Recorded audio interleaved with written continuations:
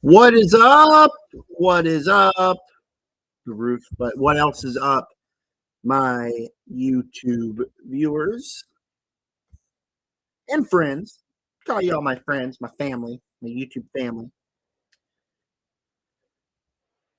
Kind of got to. Thank you. I'm just going to assume you guys said bless you, because if you didn't, then we wouldn't be able to consider each other family now, would we? So, thank you. Let me post this to Twitter.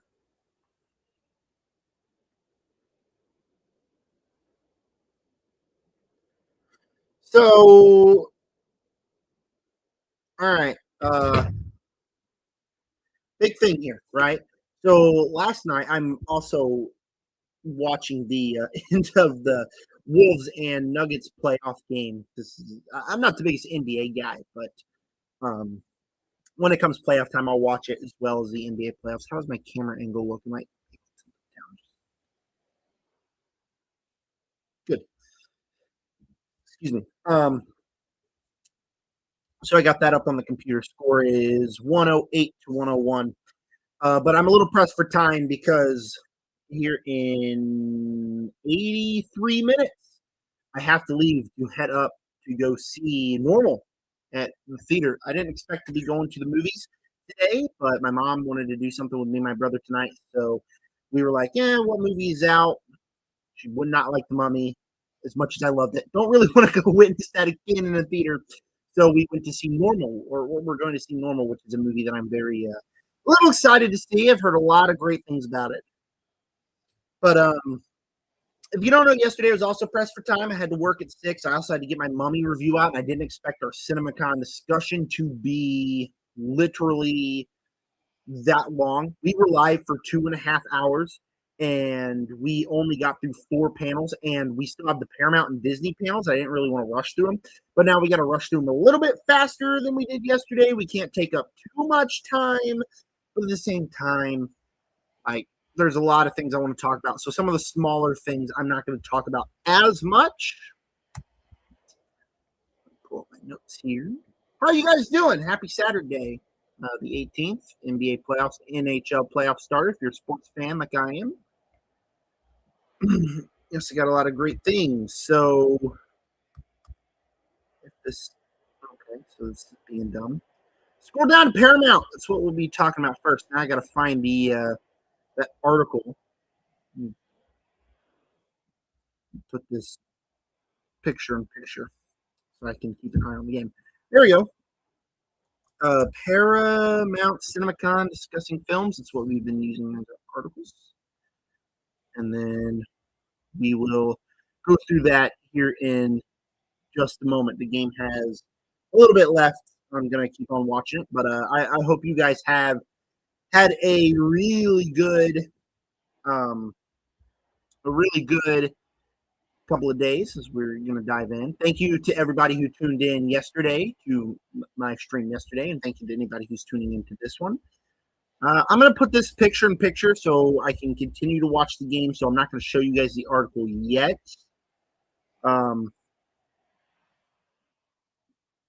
However, I will be reading off the article, and then I'll be able to show you guys. So a little bit tired today. I woke up real early. Had to work. Just got home about 2 hours ago. Watched a little bit of stuff in the sports games, and now I was planning on pushing the stream to tomorrow until I was like fully rested. But I'm like, I kind of have to go live. I do, and I kind of want to finish this CinemaCon discussion so it doesn't start feeling old. So that's what we got to dive into. and we will dive into it here. Nice. There we go. All right. Uh, sorry. The beginning of the stream has been really distracting because I'm trying to get the stream started while I'm also trying to finish the end of this game. So I apologize profusely. All right, let's get started. The Paramount panel was a pretty good panel. They started with, excuse me, had to yawn. They started with a sizzle reel where they confirmed some new movies at CinemaCon. The first one is a Top Gun 3 movie. Now, I hear Top Gun 3, and immediately I think of Top Gun 2, which was a really good movie. I wouldn't say great. There's not I don't necessarily love it like a lot of people do, but I do think Top Gun Maverick is quite good. And the more I think about it, what more can they do with another Top Gun movie? We did Top Gun 1, where, it's introducing the characters.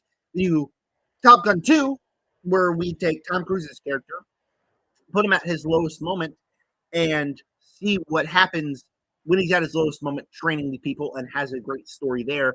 What more can we do with a Top Gun movie? I think they should have left it at 2. Obviously, if Kozinski comes back, we're going to have the great sequences, the flying jet sequences. He's really great at shooting things that go fast. And so, that makes me excited. At the same time, however, what more can we do with a Top Gun 3? So it's going to make a lot of money. Don't get me wrong. It is going to make $1 billion probably. But I have to be cautiously optimistic. Obviously, I'll be excited to watch a new Top Gun movie, but I also have to be a little bit cautious because I don't necessarily know what exactly we could do with a new film in the Top Gun franchise. So this game is officially over.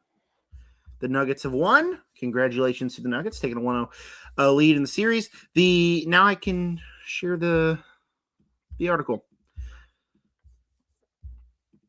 There we go.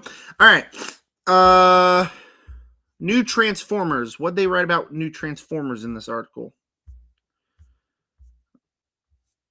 Is it anywhere? So they didn't write anything about new Transformers in this article, but I know they briefly talked about in the sizzle reel a new Transformers movie. My mind instantly goes to a sequel to Transformers 1. I'm pretty sure that one was already announced, but we could either be getting a sequel to Transformers 1, and we could either be getting a sequel to Rise of the Beasts. A lot of things that people also want to say that this new Transformers movie can be. Why are we watching a Gillette ad? We're not showing that. Let me get rid of that.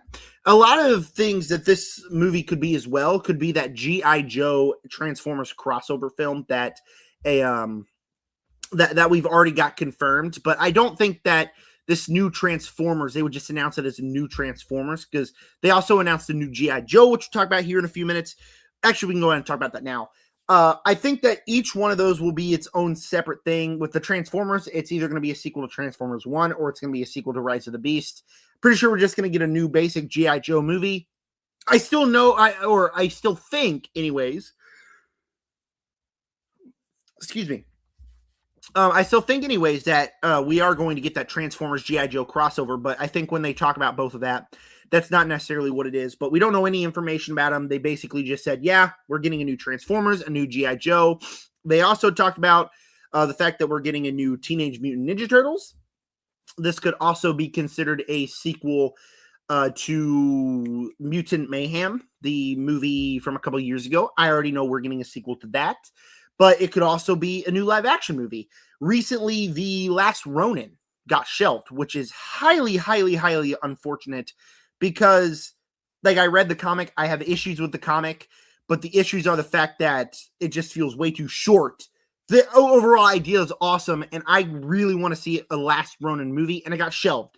So could they be saying with new TMT that it's still happening? Is this Sorry. Is this a new live action thing? Is this a new Sequel to Mutant Mayhem. I don't know. We all know that a new Teenage Mutant Ninja Turtles film is coming. Sorry, my cousin just texted me.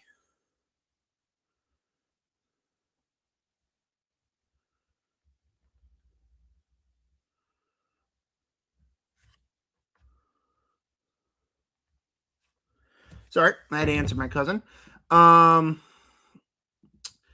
What's next? They also announced a brand new Star Trek movie. I highlight out this is going to be a continuation of those not prequels. What am I talking about? Those the movies with Chris Pine in them. I saw the first one. I quite enjoyed that one. I saw Into Darkness. I did not enjoy Into Darkness, so I haven't seen the third one. But they announced a new Star Trek. Highly doubt it's going to be a continuation of that. Star Trek's just not really something that full on interests me as a whole. Did they write anything about the new World War Z film? I don't think so. I think that's just something that was just rapidly announced. There's a new World War Z film coming out. I'm pretty sure that we've had this announcement several times, and each time I hear that, I get excited. World War Z is not a perfect zombie movie. It is the first zombie movie I've seen. It holds a special place in my heart. There's still some really creepy sequences. I watch it every single October. I really, really enjoy the first World War Z. What could they do with a sequel? Is it going to be following Brad Pitt's character? Is it going to be a whole new story in the universe? I don't know. I feel like we need to follow Brad Pitt's character, however, if we are going to name it World War Z. I don't feel like a new World War Z film following different characters would fully work. It's just would be another zombie movie. World War Z to me is not as distinct as a lot of other zombie films like Resident Evil or stuff like that to fully separate itself from that, to feel special, to hold the World War Z name instead of just sounding like a cash grab. Like, oh, it's a sequel to World War Z. But yeah, we're getting a new World War Z movie. I hope it's a continuation of Brad Pitt's story, and I'm very excited for that, as always, because I'm a big fan of World War Z.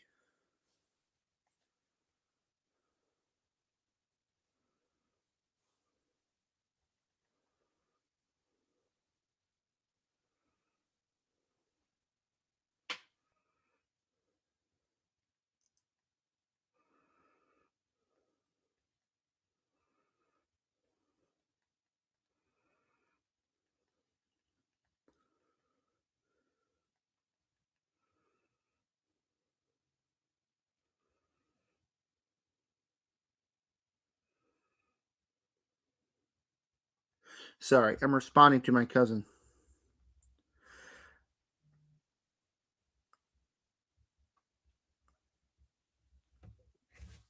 All right. Let's continue with A Quiet Place 3. Was this just another thing that they basically said, hey, Quiet Place 3 is coming out? I think so. We don't have much on it. All I know is A Quiet Place Part 3. It's a movie coming out. It's going to be following, and I think ending the trilogy with our lead family, with the girl, the boy, the mom played by Emily Blunt. So I think that'll be the closing film in that trilogy. Kind of like, how do we stop the aliens? Excuse me.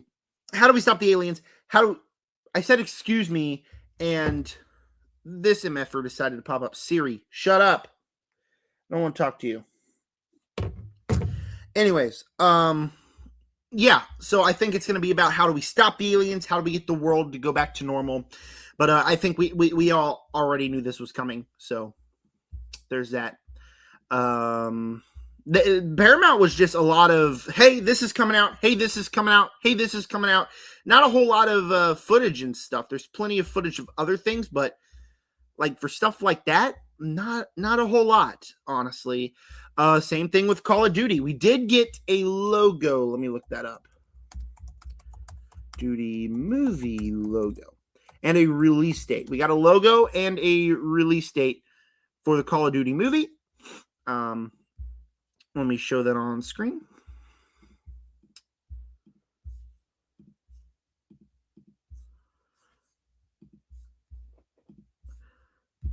This is our Call of Duty logo for the movie. Obviously, it looks the exact same as games, but our release date is 6/30/2028. So we got a couple years to wait for the Call of Duty film. I've played a few of the Call of Duty games, specifically just like the co-op mode where I get to kill my brother. It's a lot of fun. I enjoy playing the game. However, I'm not super invested in the story mode. I don't really know what we do with the movie. Isn't it directed by somebody big? Who's gonna direct this mug? Nope, it's directed by Peter Berg, and I've never heard of him. He did Deepwater Horizon. That's it. The film will be written by Taylor Sheridan, who, the Yellowstone guy. He writes a lot of action movies. So you got some good names in there for the Call of Duty film. But that's coming.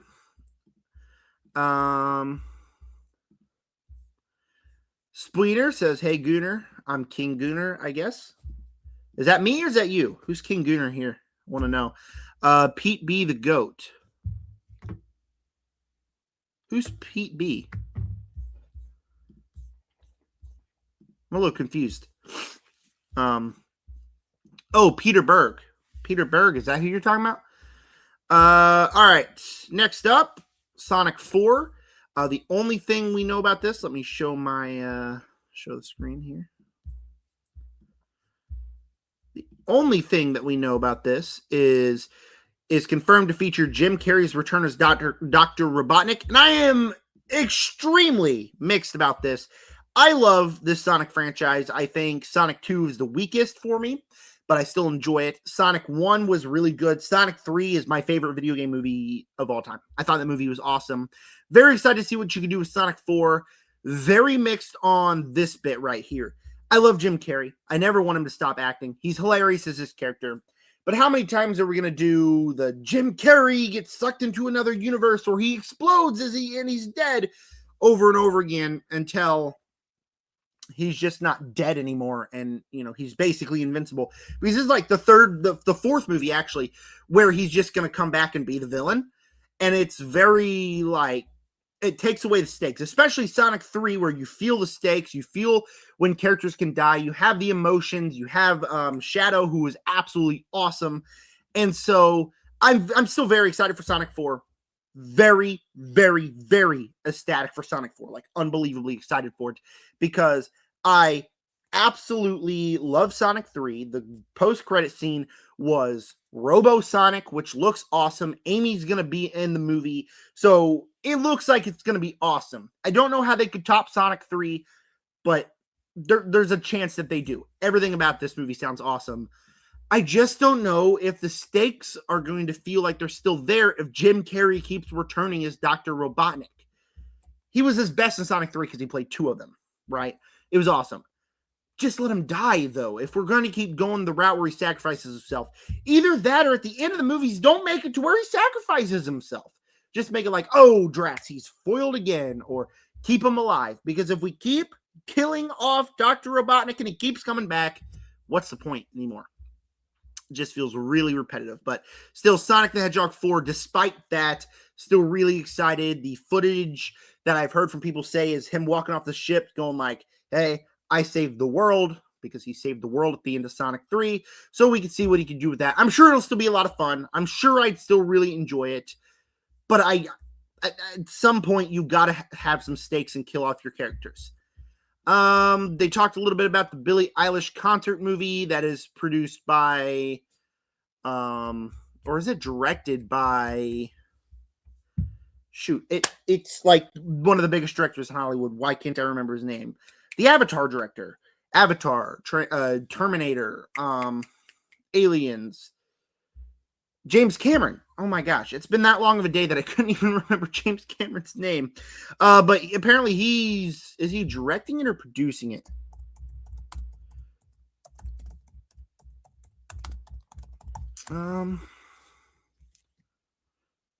It's co-directed by James Cameron. He's using this new technology to showcase a concert. I don't care about the movie. I'm not going to watch it. I do not like Billie Eilish as a person. I think she said some really dumb things. That's all that I'm going to say about Billie Eilish. She said some really dumb things. So I'm not really the biggest fan of her, so I don't really care about that movie. They then moved on to talk about Scary Movie 6. And same thing with Spaceballs is I am not going to read this footage. I think in the trailer they showcased 1,000 great jokes. And then after the trailer, I don't really want to see anything more. Because if I keep reading the jokes, then I'm going to watch the movie and then I'm going to hear these jokes and I'm going to be like, oh, that's not very funny because I've seen these jokes before. So I'm not reading the footage description for the new Scary Movie. All I heard is that there's a 6-7 joke in there. So awesome. 6-7. But there's a 6-7 joke in Scary Movie because of course there would be. As of my thoughts towards Scary Movie, I am very excited for it. Like I mentioned in yesterday's stream, I am not the biggest comedy guy. It's not necessarily my personal favorite genre, but like even watching The Naked Gun, I watched Naked Gun and I'm like, I kind of wish like I was watching some of the action movies it was parroting. I hope that I don't hit that with Scary Movie because I feel like Scary Movie is a different breed of comedy. Just watching the trailer, like there's a joke that offended me, and if it's like going to be super offensive, that's all that I'm here for. The trailer I thought was good. I chuckled a few at quite a few of the jokes, especially as we enter the back half of the trailer. But I'm not going to read any of the footage description because I don't want to get any more jokes spoiled for me. And then they talked about Jackass Best and Last. This is going to be the final Jackass movie. They didn't write any description apparently. Haven't seen any of the Jackass movies. Not necessarily my cup of tea. They're like just people doing dumb things. I've seen the clips. I laugh at the clips. Do I really want to watch it for like 2 hours straight? Not really. I'm sure there'll be some emotion specifically because I've heard some of the people died. So if you're a Jackass fan, there's the last Jackass movie coming out. 6-7. But you have that. And then they talked about Angry Birds 3. Let me show you guys a tweet real quick. If my X is logged in, it is. Oh, the first thing I see is that the Mets have a 10-game losing streak. Oh, yippee-doo. I love it. I love it, man. I love it. By love it, I mean I hate it. I hate it more than anything in the world. Oh, trying to find this post.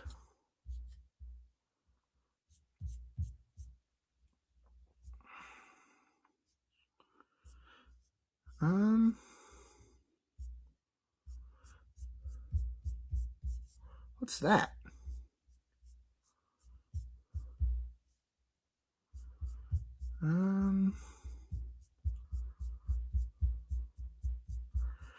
Don't care about none of this. There we go. Found the post. Let me find it. Here we go. Best post of all time. Discussing film on Twitter says Red effed and has a kid in Angry Birds 3. And I love it when discussing film on Twitter breaks character, like the biggest news outlet on Twitter, and he just randomly broke character like this. It makes me laugh so hard. And this post made me laugh so hard. But yeah, so Red's gonna have a kid. Let me pull up back the discussing films article.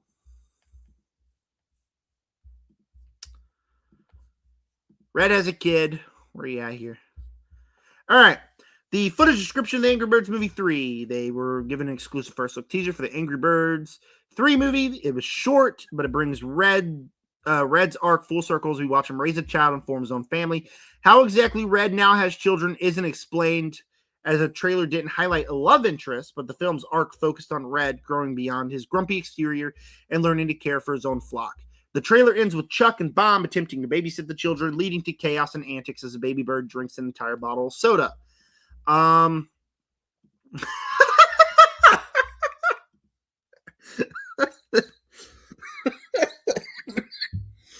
man, that made me laugh harder than it should have. That's crazy. I think discussing films, I think we know how exactly Red has children because you posted it on Twitter. Yeah, I don't care. I don't care about this movie. It's a kid's movie. I watched the two movies when I was a kid. I don't even remember liking them that much, but I was a kid that was raised on Marvel and I was obsessed with Marvel as a kid. So like this kind of stuff never appealed to me. And even like the joke, they're babysitting, the kid drinks a whole bottle of soda. These movies always have the lowest denominator of humor. So I just don't care. I just don't care. So there's that. It has its audience. I'm sure it'll make money. But personally, I just don't care. And then we got our first trailer of the day that we're going to react to. It's actually a trailer that released before the CinemaCon panel for the new Street Fighter film. And I haven't watched it. It was released for 2 days, and I've been waiting till the stream to watch the trailer. So, got to turn. 5, 4, 3, 2, 1. I got good news, y'all. Gathered here are the world's best fighters. I won't deny I'm a street fighter. But only one of which will be crowned the world champion of street fighting! You win! Perfect. You're not a warrior anymore, you're a sideshow. What's up, MTV? I'm Ken Masters. This is your shot at redemption. To my business as a Were you gonna show? The path I'm on now is not one of combat. Maybe it's Ken's turn to be champion.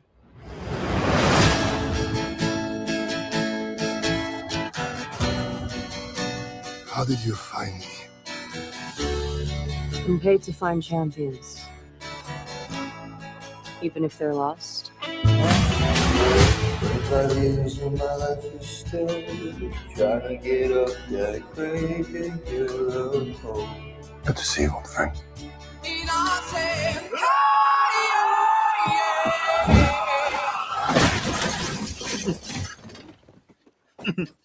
Still reckless. I said, hey, what's going on? Sit down. This tournament is not what it seems. We have to be ready.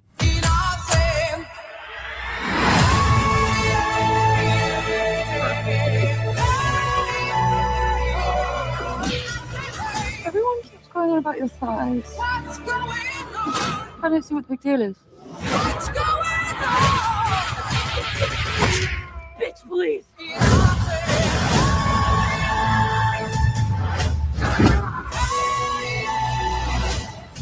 I said, hey, I said, hey.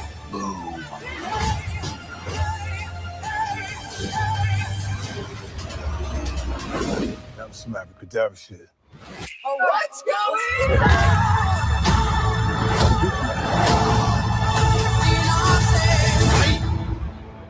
I'm positive that a fireball came out of Ryu. Go at Ryu! Perfect.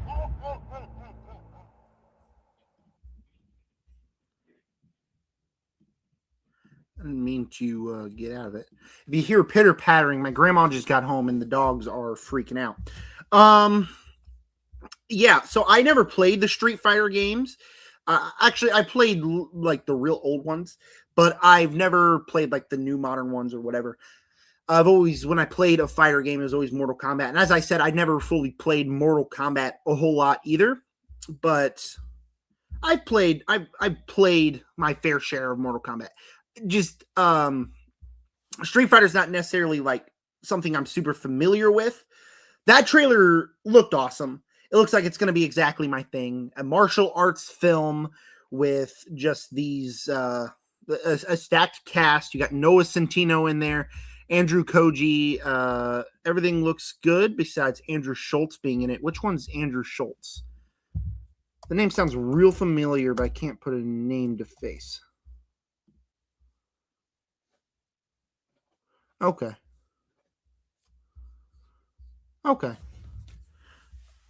Sounds real familiar. You got Andrew Koji.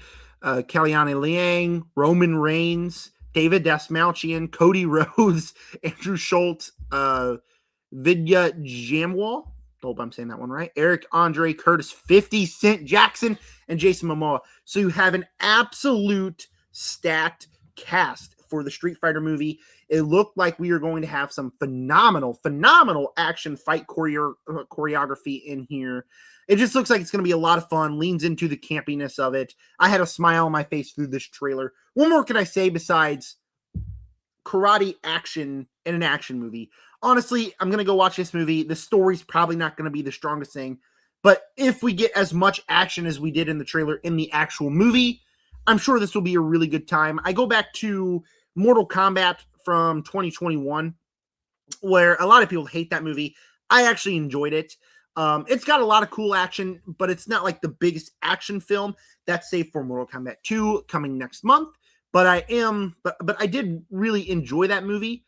I just hope this one is just full tournament madness that Mortal Kombat was not. But I think Street Fighter looks great, and a movie that really wasn't on my watch list besides the cast list that released, and it got a lot of hate that I feel was unnecessary. I can't say anything because I never played the game, so it doesn't really matter to me. But it seemed like it was getting a lot of forceful hate. But now that the trailer came out, I am won over, and I will be looking forward to October 16th, 2026 to check out Street Fighter. They then moved on to talk about Mr. Irrelevant. Where are you? All right. It is a movie about real-world football player John Tuggle. I'm a big, massive football fan. Mr. Irrelevant, Brock Purdy, is one of my favorite quarterbacks. I don't like the Niners, but I like Brock Purdy. I love his story. But now they're making a movie, not about him, but about John Tuggle, about that Mr. Irrelevant. He's played by David Cornsweet. Michael Shannon's in the movie. Isabella May's in the film. So it seems to have a stacked cast. I have never heard of this movie. I did not know it was coming out, especially on Christmas of this year. But it's a movie. So let's see the footage description. At CinemaCon 2026, David Cornsweet introduced the first look trailer for Mr. Irrelevant.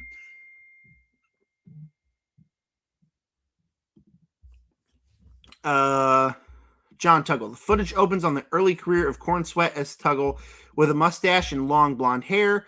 We see him befriend his roommate, Joe Morris, as he tries to get drafted by the Giants, New York Giants. We watch as Tuggle does his best to impress Bill Parcells, fall in love, and work his way from nobody to a football star. The trailer culminates with Tuggle's struggle with cancer. We are shown him shaving his head.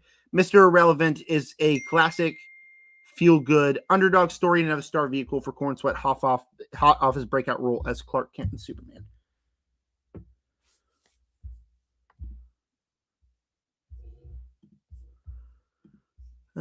Sorry. Got to respond to this.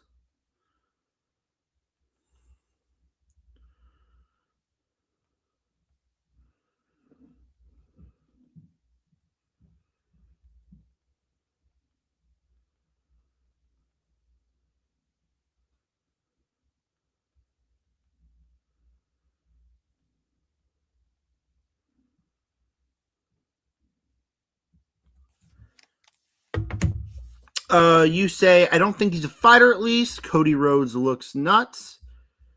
All right. So my thoughts of Mr. Irrelevant, I don't have much thoughts for it.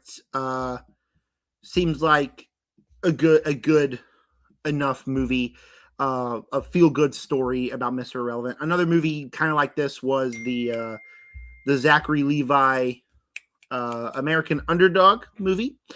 That released a couple of years ago about Kurt Warner. That as much as I don't like Kurt Warner, or I love Kurt Warner as much as I don't like Zachary Levi, I meant to say, I thought the movie was quite good. Sounds a lot like that. Just classic feel-good story. Not much thoughts here, but it's going to be kind of a predictable, you know what's going to happen. But if you like that type of movie, you're going to enjoy it. And I just so happen to be somebody who does enjoy those movies enough. So I imagine Mr. Irrelevant, I'd enjoy it. And then we got Heart of the Beast, which I've never heard about in my life until today. Oh, it's a David Ayer movie. Okay. So David Ayer's latest movie, he is Let's see.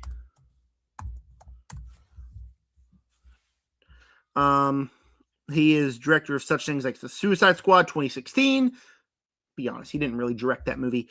The Beekeeper, which we talked about yesterday, which is my favorite Jason Statham action movie. A Working Man, which I didn't talk about yesterday, but I freaking hate that movie. Oh my gosh, the cat is right underneath me and I almost just stepped on him. Hi, Steve. But it's the latest David Ayer movie. We have a new one. So let's read the description. CinemaCon 2026 attendees were given a first look at the trailer for Ayer's new film Heart of the Beast at the Paramount Pictures presentation. The trailer focuses on the relationship between a war veteran played by Brad Pitt, great cast there, who gets into a plane crash in the middle of the woods, and his retired war dog, a German Shepherd. The two are forced to survive in the harsh Alaskan wilderness and its dangerous creatures. Both old, frazzled, and suffering with PTSD, Pitt and his dog are on one last mission to make it out of the wild alive. Film will release in the fall of 2026, though no specific release date has been announced yet. So essentially, it is I wouldn't say isolation thriller, but kind of like a lone thriller, one man. You see J.K. Simmons is also in the cast here, so that's interesting. But about Brad Pitt and his dog trying to survive a harsh Alaskan wilderness. It sounds like a movie that can be very intense, very cool, and if done right, could potentially be awesome. My first thought when I read that premise is this the right movie for David Ayer to make? He makes like a lot of action movies. He makes war films, and this, like you hear, it's a movie about a veteran, so it is technically a war film. But a movie like this, it kind of has to have a distinct vibe for a thriller like this to completely work. And after thinking about it, I don't fully know if Ayer, the director, can bring the right style to it. So Damien Chazelle is producing, which is awesome because Damien Chazelle is awesome. But I hear that and I'm like, this sounds interesting. But David Ayer, a director that kind of lost me with The Working Man last year, I don't fully know if I'm super excited for this because I just don't know if I connect with Ayer's type of direction. Then they talked about K-pop Superstar, my most anticipated film of the year. Kidding. Of course. There is absolutely no description of it.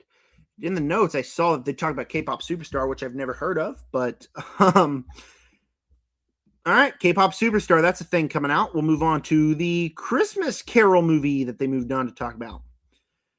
Where are you at?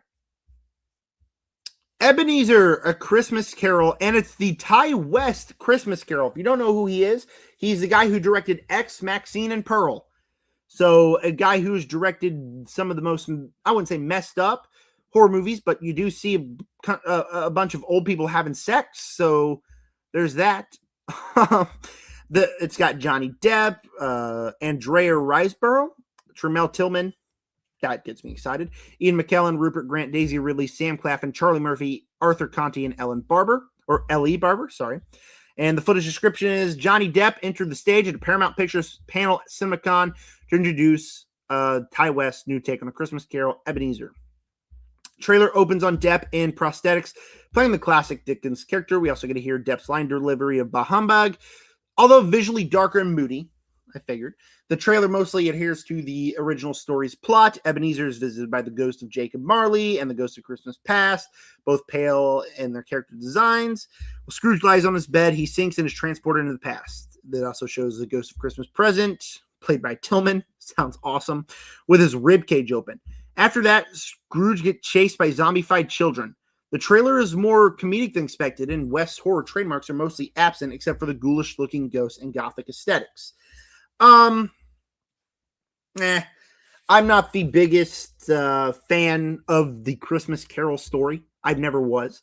I love Scrooged. That's like the only thing that's a Christmas Carol related that I love. It's just like, oh, okay. It's one of those. I thought I heard something. It's one of those Christmas stories.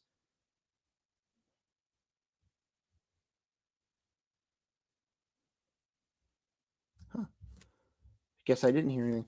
It's one of those Christmas stories that you hear over and over, and it kind of gets a little old the more it goes on.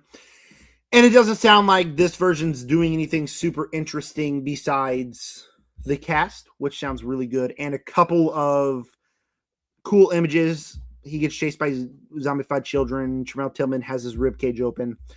But like that sounds interesting. But if you're going to get Ty West to direct a Christmas Carol movie, why are you getting Ty West to direct a Christmas Carol movie exactly? I don't know. Sounds bizarre. But again, another one from this panel that I'm not super excited for. And they ended out the Paramount panel with Children of Blood and Bone. Releases in January. Directed by Gina Price Blythewood. What is this?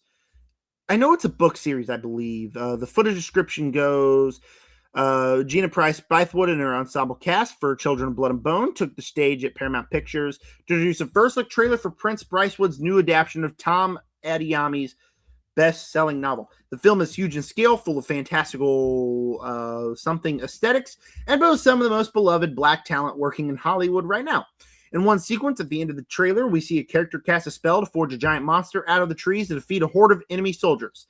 The film is very VFX heavy, capturing a high fantasy world with a great deal of detail and spectacle, much like the films she has recently been known for. What is she known for?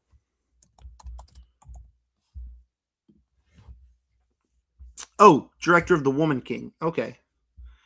The Old Guard. Okay, yeah. So she has directed some very well-known movies. I don't know much about the source material. See who's in the cast. Thuso Mbedu. Hope I'm saying that right. Tosin Cool. Hope I'm saying that right. Amanda. I'd imagine this is meant to say Amanda, but it could be Amandla Steinberg. Damson Idris. Very excited to see him again. Cynthia Rivero. Lashana Lynch. Regina King. Idris Elba. Chiwetel Ejiofor. I hope I'm saying that name right. I know who it is. I just can never pronounce his name right. And Viola Davis. So it does have a stacked cast. Character cast is spelled to forge a giant monster out of trees to defeat a horde of enemy soldiers. That sounds cool. VFX heavy. I'm sure it would look great. I don't know anything about the source material. I haven't seen any of the director's former movies. So I don't know. I would say I'm a little bit interested, but it also sounds like something I need to see footage for. All right.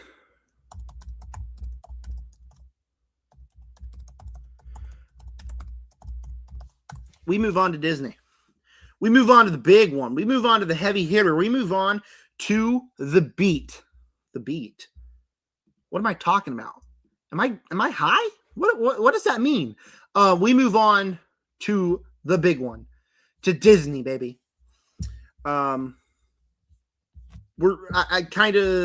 I got 40 minutes left until I got to head out to see, what's it called? Normal with my family. So 40 minutes left. But let's talk about Disney. We got The Devil Wears Prada 2. We're not going to read the footage description because I don't really care. I've never seen the original Devil Wears Prada. It seems to have a great cast, obviously. Anne Hathaway, Emily Blunt, Meryl Streep, 3 phenomenal female actresses. Stanley Tucci, who's a great actor. Justin Theroux and Kenneth Branagh, sorry. But I've never seen the original. I saw the trailer. It doesn't seem like anything that makes me want to see the original. So for any of you hoping for a Devil Wears Prada 2 review, probably not going to come. Sorry. We then moved on to talk about Mandalorian and Grogu, which we got a new trailer for. Oh. Hold on. Oh, okay. They got to see they got to see the first 18 minutes of this movie. I know we got a new trailer for the film that I was going to say I'm not going to watch because I already was won over by the last trailer. Even though I'm getting sick and tired of seeing it in theaters, I'm kind of more interested to see what happens. It looks like it could be fun. However, I don't know. I don't think I'm going to read this description because it's the first 18 minutes and we got like a month left until we get to see the Mandalorian and Grogu. So I don't really want to get anything spoiled from it. I know that I'm kind of like not reading anything right now, but like that's just how I am. I don't really want to read the first 18 minutes of a movie that I'm going to be seeing in a month, you know? And I also wasn't going to watch a trailer anyways. All you need to know about my anticipation for Mandalorian and Grogu. I'm not the biggest Star Wars fan. I'm going to be starting to watch the Star Wars movies this weekend.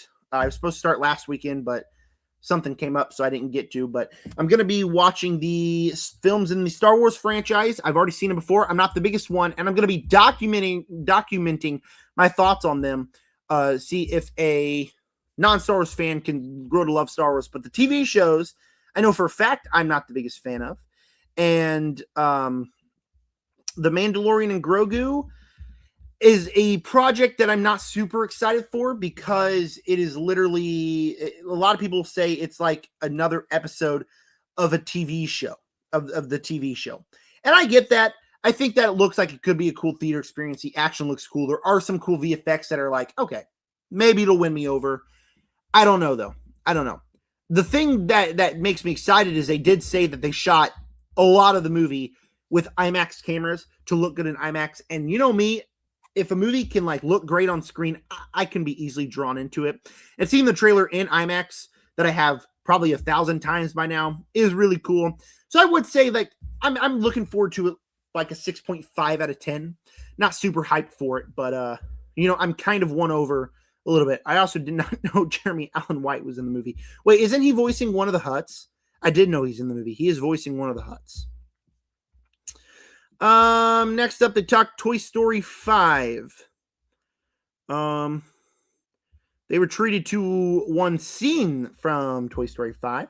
Starts with Bonnie's parents giving her the lily pad for the first time. Bonnie is hypnotized by a screen. Her eyes are growing huge to an almost hilariously creepy degree. Her full attention is occupied from day to night until the next morning, which Bonnie's dad makes her take a screen time break during breakfast. Jesse, who is now the who is now the leader of the toys with Buzz by her side, decides to confront Lily with Bullseye on top of Bonnie's bed. She tells Lily that the toys have been trying to encourage Bonnie to make new friends in person this summer, and that there's distraction by the screens. What did she mean by this?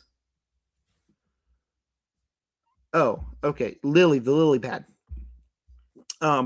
They've been trying to encourage Bonnie to make new friends. I thought like they were talking to Bonnie for a second. That a distraction by the screen has been ruining their plans. In response, Lily adds Bonnie to a group chat with all the girls in her dance class. Lily is part of the Pond, a digital server for children where they can play all sorts of learning games and add each other in group chats. Bonnie is more ecstatic than ever. I think that means ecstatic. And thanks to Pond, she then asked her parents if she can go to a sleepover. She was invited by a girl who accepted her friend request. The rest of the toys don't believe that making digital friends is the same as making them in real life, which pushes Jessie to the edge of a physical fight with Lilypad. Moving on, the second clip is a grand re-entrance of Woody, the bald spot guy, and Bo Peep is back too. Woody now spotting new poncho and a big bald spot and a beer belly. Woody reunites with Buzz and explains that he came as soon as Jessie contacted him for help as her deputy, but Buzz claims he is actually Jessie's appointed deputy. The prompts the two to enter a friendly yet competitive power struggle again that is seemingly present throughout the whole film to see who is truly the better deputy that can protect all the toys. Notably, Bo Peep leaves with her gang of abandoned toys from Toy Story 4, claiming it's girls' night. Doesn't seem like she and the other toys from 4 will be present in this one, based on this exclusive look. I was kind of won over on Toy Story 5 with the last trailer we got. I kind of had a smile on my face. I love these characters. I'm going to love seeing Woody and Buzz again. I don't know if it's the right idea to bring Woody back, but they are, so there's nothing we can fully do about it.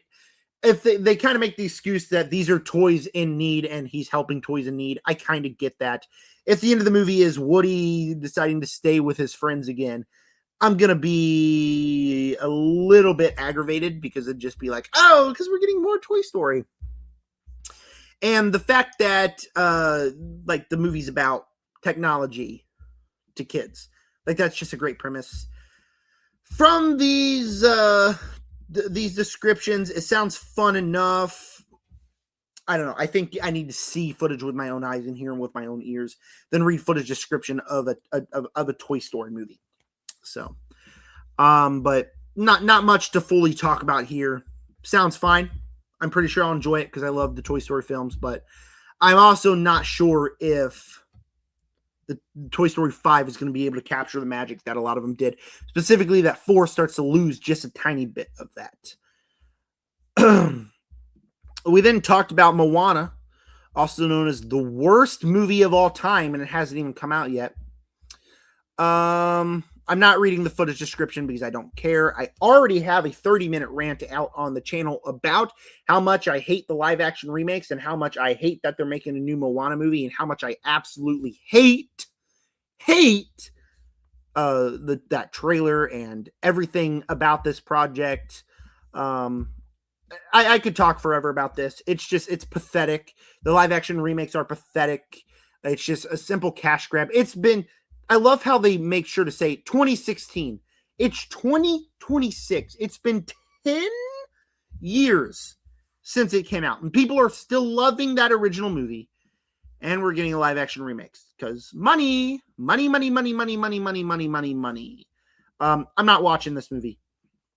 I'm already putting my foot out. The only way I'll watch this movie is my family wants to make a family movie day and forces me to come. But besides that, I'm not watching Moana, the live action remake, because I refuse to give any more of these shitty movies any money. So, no. Then we moved on to talk about The Dog Stars, which is the latest Ridley Scott movie, and they did release a trailer. So we shall watch the trailer for Ridley Scott's new film, The Dog Stars. Speaking of releasing a trailer, they should do the same for Doomsday. Am I right?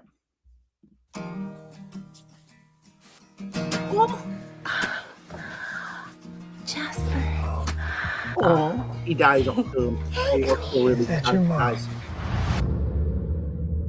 So what'd you do before the world ended?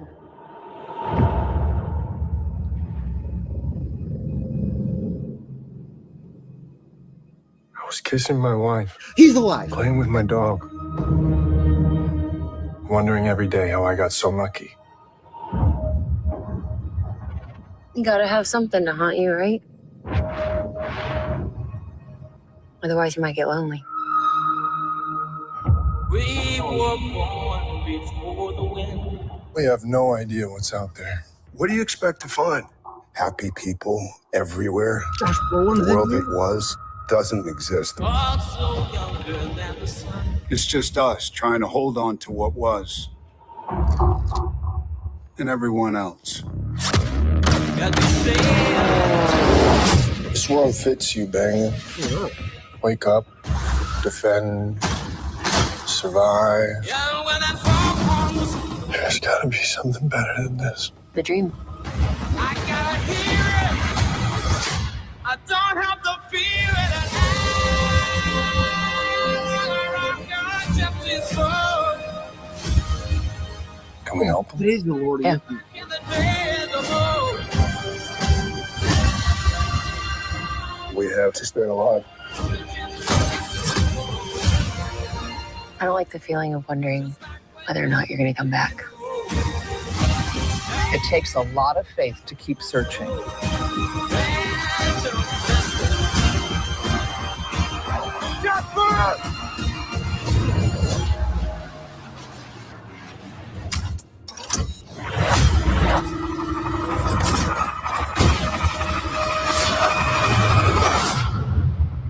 Let me see it.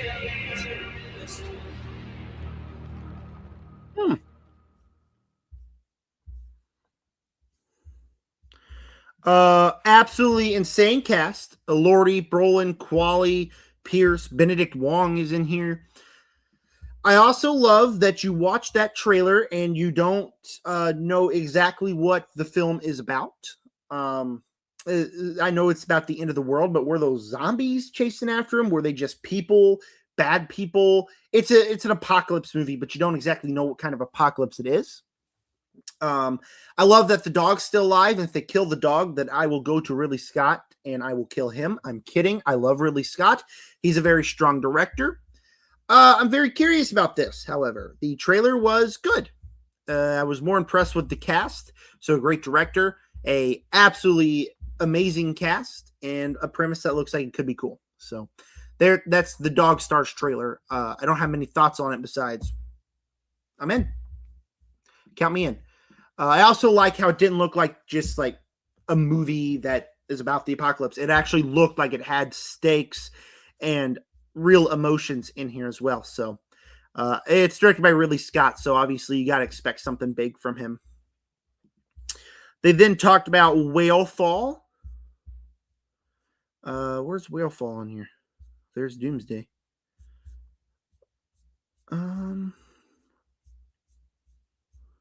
Whale Fall. Did they talk about, where is it here? All right, I guess this article doesn't have anything about Whale Fall, so I got to do some more research.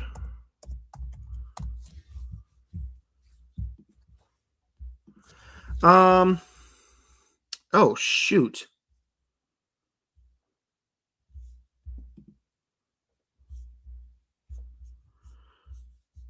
Oh shoot. I did not know what this was at all.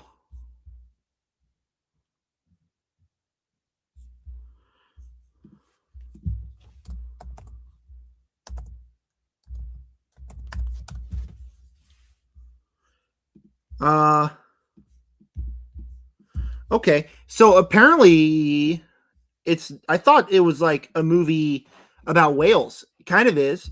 It is a breathtaking survival thriller where a diver played by Austin Abrams, who after seeing Weapons, I love, he's swallowed by a sperm whale.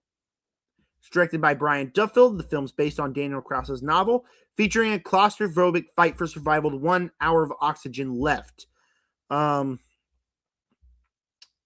Okay. I wish that we could like see the description, but I guess that premise is all we fully need. I also kind of wish that I could see it. It sounds cool. Austin Abrams gets swallowed by a whale. I love claustrophobic thrillers. I'm always freaking out in situations like that.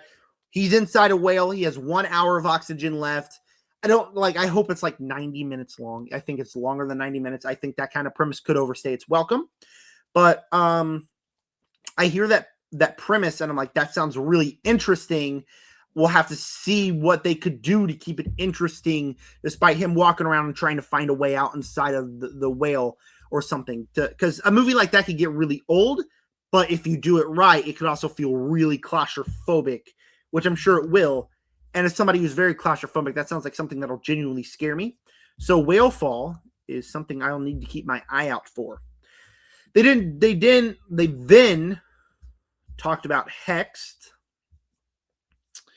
which is the latest Walt Disney film coming soon. The description is Hexed was shown at CinemaCon. The film follows Billy Doe, voiced by Haley Stanfield. Love that. She's an unconventional teenage girl who discovers that she comes from a lineage of witches. We got to see a scene in which Billy falls down a dark and mysterious lair full of twisty tree vines to discover a magical talking book and a pen. The talking book and pen give her a series of questions to prove if she's a witch. The questions are rather comical, like she's ever been persecuted or burned at the stake. She does reveal she doesn't belong in the regular world, though, which makes her pass the witch test. After being accepted, a portal opens to the world of Hex, which looks like a colorful Renaissance era village with large hills. Aside from this short scene, it was revealed that Rashida Jones will be voicing Billy's mother, a powerful, long-time witch. Okay. Disney animated films haven't been great recently. Let's check what's been coming out.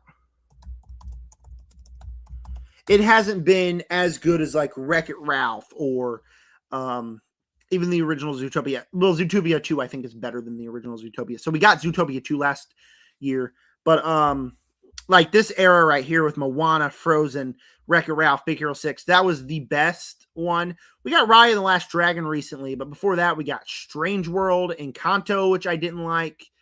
So like a lot of the more recent Disney movies, I didn't mean to do that. A lot of the more recent Disney movies haven't fully been my type of thing. However, this one doesn't necessarily sound like it could be my type of thing, but I'm more interested in it now than I am. I'm more interested for it now than I was before reading this footage description. Sounds like it could be fun. Sounds like it also could be completely not my thing. I love that Haley Steinfeld is voicing in here, though, considering she was as great as Gwen Stacy in the Spider-Verse movies. So, Hexed, something to keep your eye out for. And then they talk about Ice Age Boiling Point. I don't care. I'm not going to read that because I don't care. I loved these movies when I was a kid.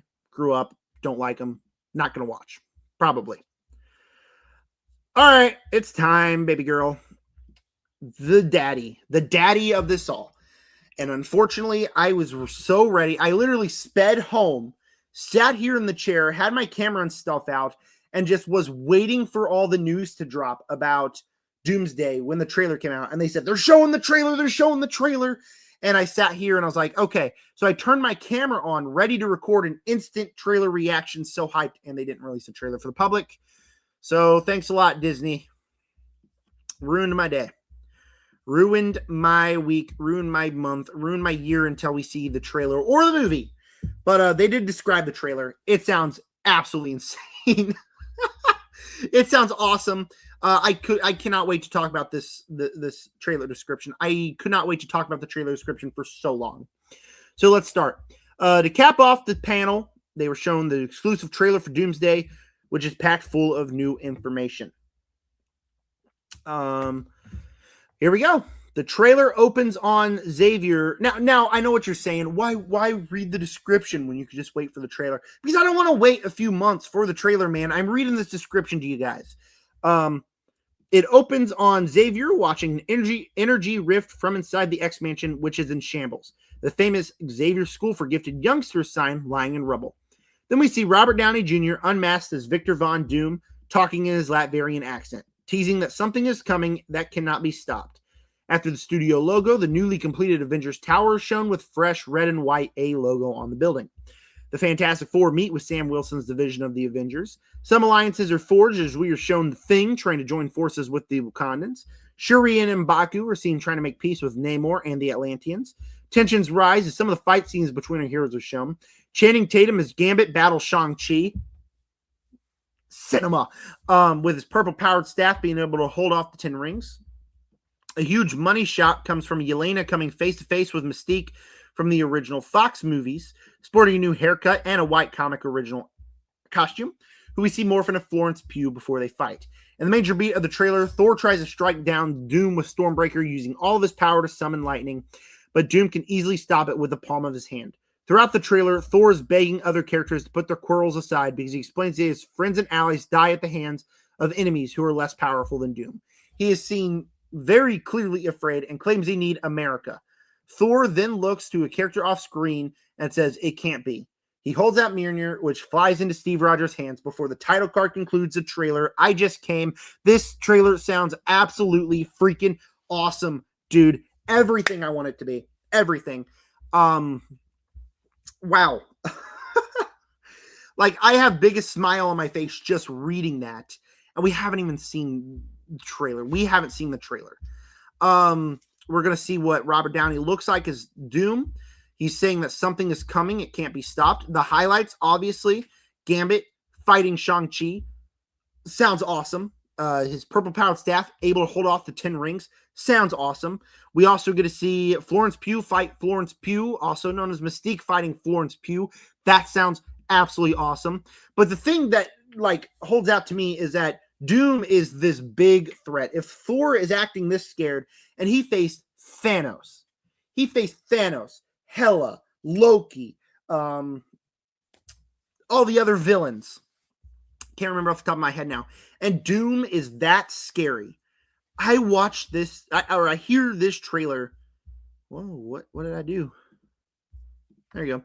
I hear this trailer, and I hear that Thor is scared of Doom, and I get so excited. And the fact that Captain America is going to be there for Thor sounds awesome. I get a lot of people are saying, "Oh, it's just going to retcon the ending of Endgame." Excuse me. I disagree here because I think what's happening here is that the multiverse is collapsing because of what Captain America did was hang with, in the past, stay in the past. And I think the fact that he did that is what's going to be causing the rift and why Doctor Doom is doing what he's doing, maybe trying to save the multiverse, combine it together to prevent it from imploding. Well, that's not good. I just poked a hole in my stress ball.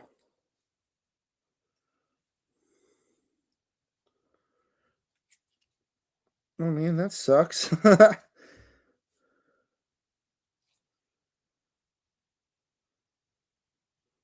I liked my stress ball too. Now I have to throw it away. Now my finger's all sticky. Anyways, I think that Doom's goal will be to combine the multiverse and also destroy several universes. I think he will have that power, specifically because I think he's going to kidnap Franklin from the credit scene of the Fantastic Four movie. I think he kidnaps Franklin to use his power to combine and destroy the multiverse. He's going to succeed by the end of the movie. Then we're going to get to Avengers Secret Wars. So yeah, all of that sounds awesome. All the fight scenes sound awesome. I want to see the trailer. Still be a reaction as soon as they drop the trailer, but sounds awesome. So that was my CinemaCon coverage. Doomsday, obviously the most excited thing I'm here for out of all of the CinemaCon things. Thank you to everybody who stayed with my coverage. I got to get ready to go see Normal tonight in theaters. But that was my CinemaCon coverage. Very excited for Doomsday. Cannot wait for the trailer. I also can't wait for the trailer of Evil Dead Burn. If we don't get the trailer next week, I'll be pretty pissed off. But anyways, y'all have a great night, everybody, and see you later.